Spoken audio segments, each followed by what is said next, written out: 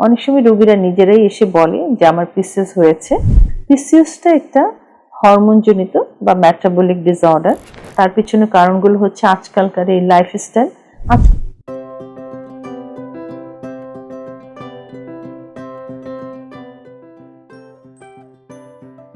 আসসালামু আলাইকুম, আমি অধ্যাপক নিয়াজটি পারভিন। আমি আছি সিনিয়র কনসালটেন্ট হিসেবে ইম্পালস হসপিটালে। আজকে আমি কথা বলবো অত্যন্ত একটি গুরুত্বপূর্ণ বিষয়, সেটা হলো পিসিওএস বা পিসিওডি। অ্যাকচুয়ালি আমাদের চেম্বারে আমরা প্রতিদিনই কিন্তু এই পিসিওএস এর রোগী পেয়ে থাকি। অনেক সময় রোগীরা নিজেরাই এসে বলে যে আমার পিসিওএস হয়েছে। আবার অনেক সময় আমরা বিভিন্ন প্রবলেমে যখন আসে তখন পরীক্ষা নিরীক্ষা করে দেখি যে সে পিসিওএস এ ভুগছে। পিসিওএসটা একটা হরমোনজনিত বা মেটাবলিক ডিসঅর্ডার। সাধারণত দেখা যায় যে এখানে হরমোনের ইমব্যালেন্সের জন্য মেয়েদের মেইন সমস্যা যেটা হয়ে থাকে যে মাসিকের খুব অনিয়ম হয়। দেখা যায় যে তাদের মাসিকটা একদমই হয় না বা অনেক দিন পর পর হয়, এবং যখন হয় খুব কম পরিমাণে হয় বা অনেক বেশি হতে পারে। এখানে আমি আগেই বলেছি যে এটা একটা হরমোনাল ইমব্যালেন্স বা মেটাবলিক ডিসঅর্ডার। এই সময় দেখা যায় যে মেয়েদের শরীরে পুরুষ হরমোন বা এন্ড্রোজেন টেস্টোস্টেরন লেভেল বেড়ে যায়, এবং আরেকটি হরমোন ইনসুলিন সেটা রেজিস্ট্যান্স থাকে। এবং এর জন্য দেখা যায় যে একটা কিশোরী মেয়েও দেখা যায় যে হরমোন ইমব্যালেন্সের জন্য তারা অতিরিক্ত মুটিয়ে যায়, তাদের ওজন বা বিএমআই অনেক বেশি থাকে। এবং যেহেতু বলেছে পুরুষ হরমোন বেশি থাকে, পুরুষ হরমোন বেশি থাকার জন্য তাদের শরীরে পুরুষ হরমোনের ইনফ্লুয়েন্সে দেখা যায় যে ছেলেদের মতো মুখে অতিরিক্ত অবাঞ্ছিত লোম হয়, মোচ দাড়ির মতো হয়, একনি হয়, ওয়েলি স্কিন হয়, ঘাড়ে বা শরীরে অতিরিক্ত হেয়ার গ্রোথ হয়, এবং ঘাড়ে কালো কালো ছোপ হয়।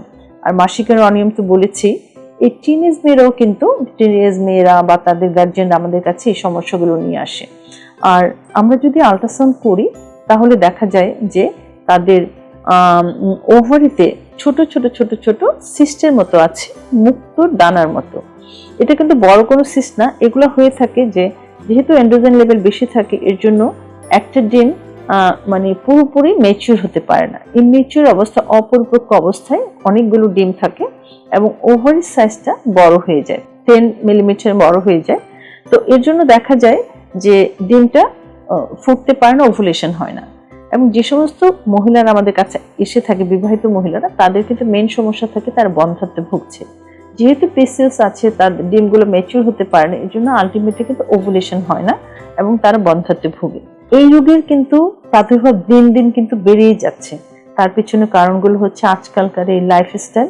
আজকালকার মানে একদম শিশুকাল থেকে দেখা যায় যে বাচ্চাদের যেই লাইফস্টাইল, তাদের ভুল খাদ্য তালিকা, দেখা যায় যে তারা বাইরের fast food, junk food, oily food, এই ধরনের রিচ ফুডে কিন্তু বেশি অভ্যস্ত। ঘরের তৈরি খাবার দাবার একদমই হয়তো তারা পছন্দ করে না। শাকসবজি, ফলমূল তাদের খাবারের মধ্যে নেই, খাদ্য তালিকায় নেই। এবং আরেকটা হচ্ছে তাদের ফিজিক্যাল অ্যাক্টিভিটির অনেক অভাব আছে। সারাদিন হয়তো মোবাইল, টিভি, ফোন, ইন্টারনেট, এগুলোতেই, টিভিতে, এগুলো তারা ব্যস্ত থাকে। এর জন্য আলটিমেটলি কিন্তু একটা কিশোরী বয়সে মেয়ে অনেক বেশি মুটিয়ে যায়। তো আমাদের মানে এই পিসিওএস এটা একটা দিন দিন এত বেশি বেড়ে যাচ্ছে, এবং পিসিওএস থেকে কিন্তু ইন ফিউচারে তারা আরো ক্রনিক ডিজিজে ভুগতে পারে। যেমন ইন ফিউচারে তাদের ডায়াবেটিস হতে পারে, তাদের হার্ট ডিজিজ হতে পারে, তাদের এন্ডোমেট্রিয়াল ক্যান্সার হতে পারে। এবং আরেকটা হচ্ছে, যেহেতু তাদের মাসিকের সমস্যা হচ্ছে, অনিয়ম হচ্ছে, তাদের বন্ধ্যাত্বে ভুগছে, তারা কিন্তু অত্যন্তভাবে মানসিক বিপর্যয়ের মধ্যে থাকে। তো আমি বলছি যে এটাকে আমরা যদি লাইফস্টাইল একটু চেঞ্জ করি, যদি ওজনটাকে আমরা কন্ট্রোল করি, আমরা যদি মানে রেগুলার এক্সারসাইজ করি, ওজনটা যদি কমিয়ে আনতে পারি, তাহলেই কিন্তু পিসিওএস এর সমস্যাটা অনেকটাই কমে যায়। আর তাছাড়া কিছু ট্রিটমেন্ট আছে, আমরা হরমোন দিয়ে, অ্যান্টি এস্ট্রোজেন দিয়ে আমরা এটার চিকিৎসা করে থাকি। অনেক সময় সার্জারির প্রয়োজন হয়। আসুন, আমরা বলছি একদম কিশোরী বয়স থেকে আমরা আমাদের লাইফস্টাইলকে কারেকশন করব, যাতে আমাদের পিসিওএস এর মতো এই অভিশাপে কাউকে ভুগতে না হয়, বন্ধ্যাত্বের মতো সমস্যায় কাউকে ভুগতে না হয়। ধন্যবাদ।